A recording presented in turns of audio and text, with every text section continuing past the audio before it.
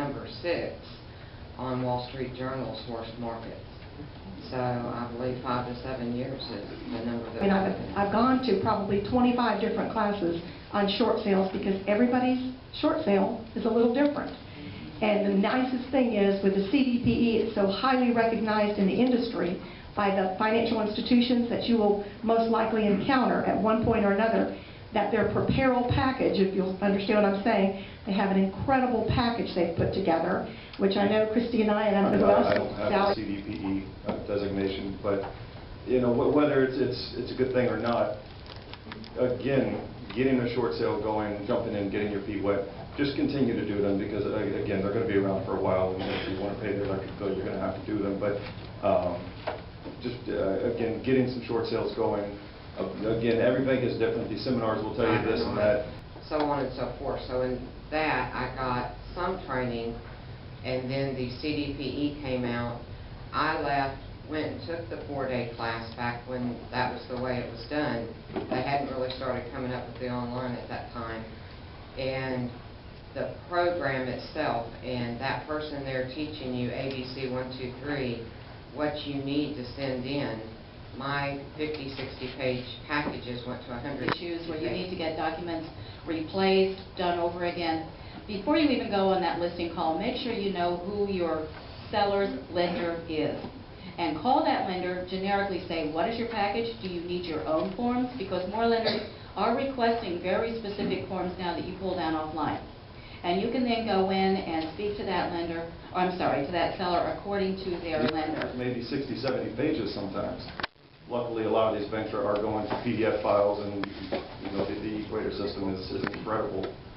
Chase, from what I understand, is coming out with a new system as well. They say it blows Equator out of the water. So let's see what they come up with. But you know, the seminars, if you haven't done it at all, I would encourage to maybe do a couple seminars just to get some education. The CDP, I'm sure, is a great training tool as well.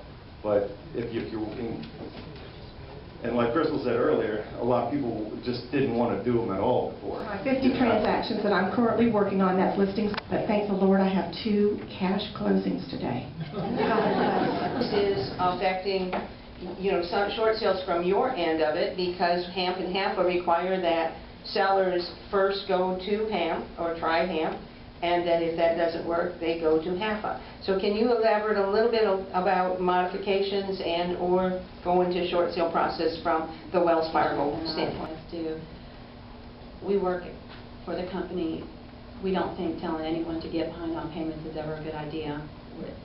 Unfortunately, we're not a big advocate of that because most of the time modifications don't go through. Now your credit, you can't refinance. Required lender documentation is submitted. Can you give us an idea of what happens at that point?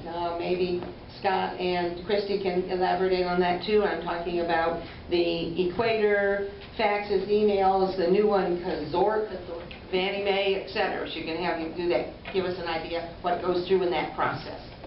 I'm going to start first with a very generic overview because keep in mind certain things are always going to be specific lender driven. But speaking generically first, and you'll see some of these things published in Fannie Mae and the Freddie Mac websites.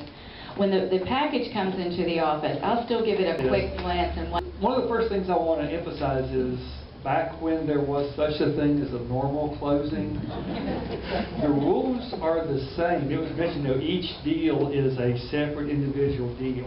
We have to follow the same rules that we always followed. Now you have the burden of the requirements of the short sale. So our people that are closing these transactions still have to deal with the lender. We're seeing more fraud now involved in short sales. And that takes a lot of burden off of you because they really don't understand what is a short sale. Why don't I just do the foreclosure? I mean, if they're going to mess up my credit, let me just do it. Well, it's a big difference.